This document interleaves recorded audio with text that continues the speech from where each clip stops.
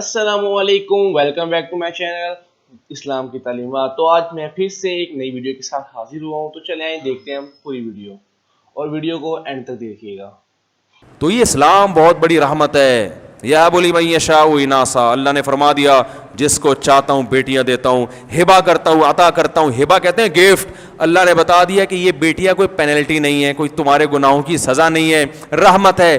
ہبا کرتا ہوں، گفٹ کرتا ہوں، اس کو گفٹ اور تحفہ سمجھ کے لیا کرو۔ اے اللہ تحفہ سمجھ کے لیں گے تو بوجھ بنتی ہے، اللہ نے کہا کوئی بوجھ نہیں بنے گی۔ بھائی تم پالو بچپن میں تمہاری آنکھوں کی ٹھنڈک، اور ٹینشن کون اٹھائے گا؟ جو اس سے فائدہ اٹھائے گا۔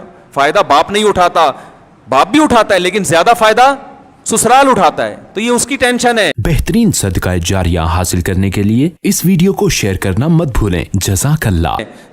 جہیز نہیں ہے اسلام میں، نبی نے اپنی کسی بیٹی کو جہیز نہیں دیا۔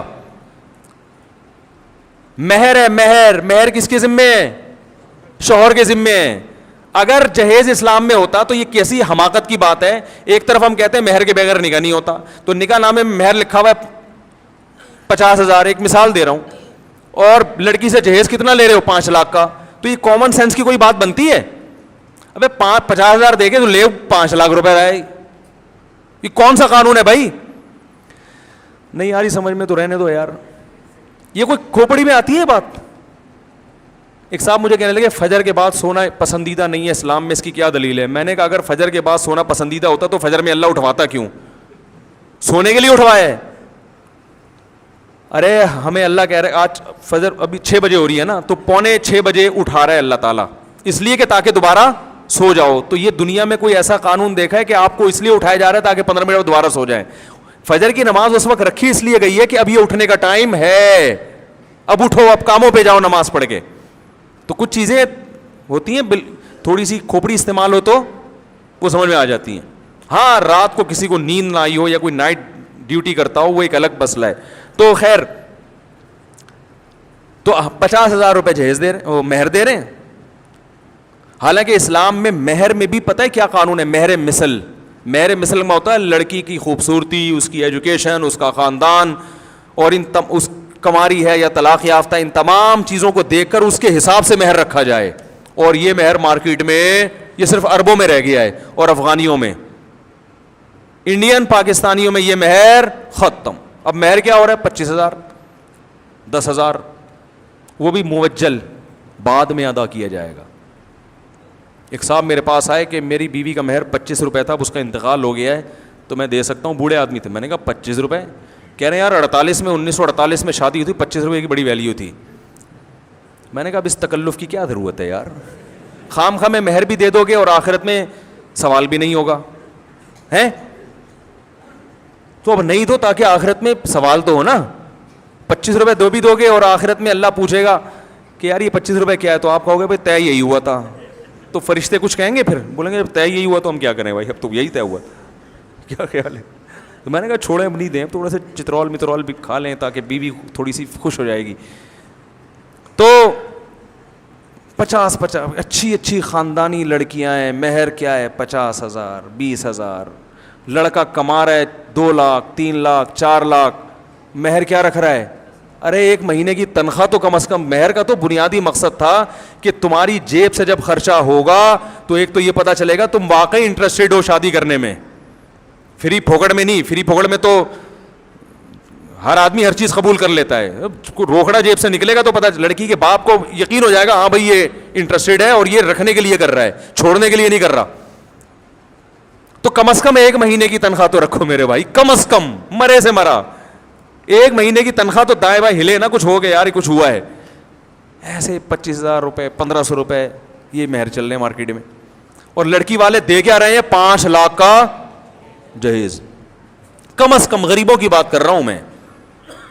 اور پھر جو الگ ساری زندگی سسرال سے دب کے رہنا، یعنی لڑکی والوں کا سسرال سے دب کے رہنا، داماد سے، وہ داماد جوتے کی نوک پہ رکھ رہا ہوتا ہے۔ میں نیو کراچی میں تھا نا، تو وہاں گجراتی لوگ ہیں، وہ تو انڈین کلچر ان کے ہاں بہت زیادہ ہے نا، کیونکہ وہ کافی بعد میں مائگریٹ کر کے آئے ہیں۔ وہ مجھے کہنے لگے ہمارے یہاں جب کسی کو گالی دینی ہوتی ہے نا، بد دعا دینی ہوتی ہے، ہم کہتے ہیں اللہ کرے کہ تو میرا سسر بن جائے۔ میں نے کہا یہ کیا، یہ دعا ہے بد دعا ہے؟ انہوں نے کہا یہ بد دعا ہے۔ کیوں کہہ رہے ہیں؟ جب سسر بن جائے گا نا تو پھر میں جو تجھے ستاؤں گا تو میں صرف ستانے کا آپشن میرے پاس ہوگا, تیرے پاس انتقام لینے کا آپشن نہیں ہوگا, کیونکہ تیری بیٹی میرے پاس ہے.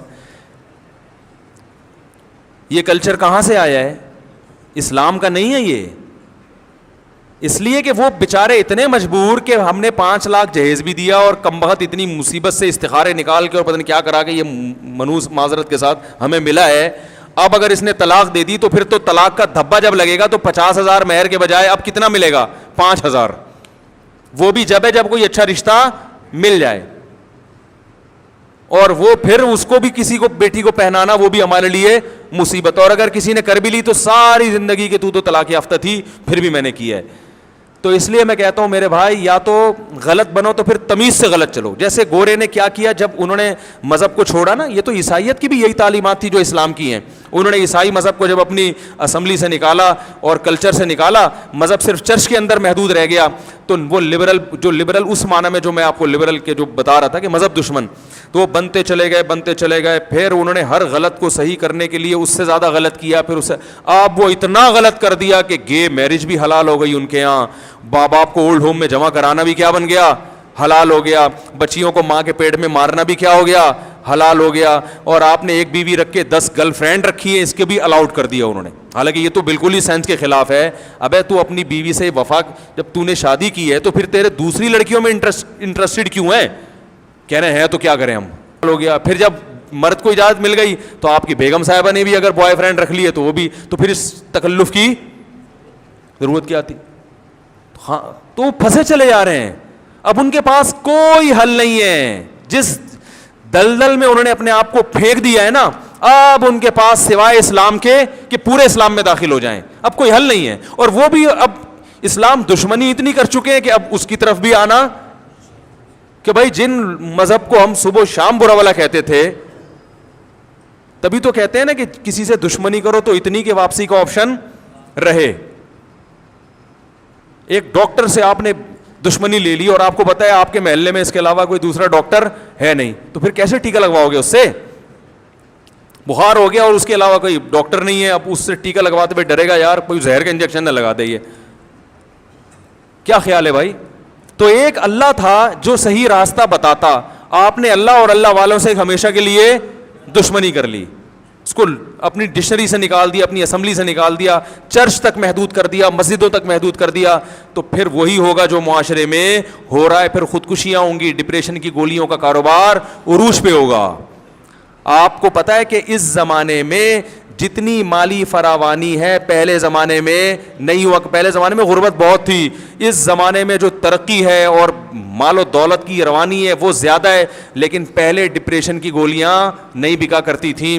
بہت زیادہ کسی کے سر میں درد ہوا تو ایک کتھے اور تمباکو تھوڑا سا اس دن زیادہ ڈال دیا پان میں. ایسا ہی ہوتا تھا نا, کیونکہ وہ جب غصے میں آتی تھی نا دادی ہماری, تو اس دن پان تھوڑا زیادہ کھایا کر. یہ ہوتا تھا ڈپریشن کا علاج. جب غصہ اسے ٹھیک ہوا تو پھر ٹھیک ہو گئی. آج کیا ہو رہا ہے؟ وہ بالکل ہی باولے ہو رہے ہیں ڈپریشن میں. وہ نہ کوئی سٹا کام آ رہا ہے ان کے, نہ گٹکے سے سکون مل رہا ہے. پھر وہ نفسیاتی ڈاکٹر کے پاس جاتے ہیں, پھر وہ ساری زندگی کی ٹینشن. بیٹھے بیٹھے میرے پاس ایسے کیس آ رہے, میں کہتا ہوں یار کیا ہو گیا معاشرے کو؟ کوئی پاگل ہونے کی وجہ ہو تو انسان پاگل ہوتا, اچھا بھی لگتا ہے. بلا وجہ پاگل ہو رہے ہیں. تنخواہ میری کم ہے تو پاگل ہو گیا. ابے بھائی تنخواہ کم ہے لیکن کھانے پینے کو تو مل رہا ہے نا تجھے.